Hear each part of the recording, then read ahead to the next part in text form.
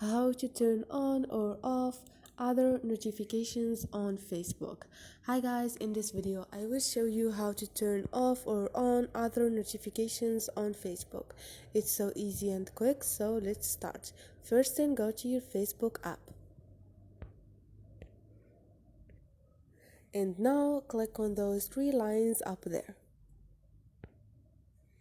And now click on the setting icon beside the search icon. And here you can scroll down and click on notifications.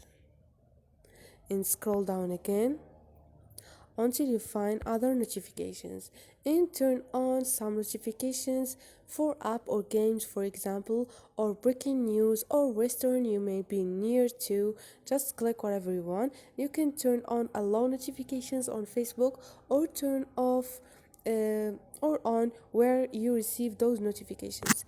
So this is it guys, hope this video was helpful to you, and if you liked the video don't forget to subscribe and like.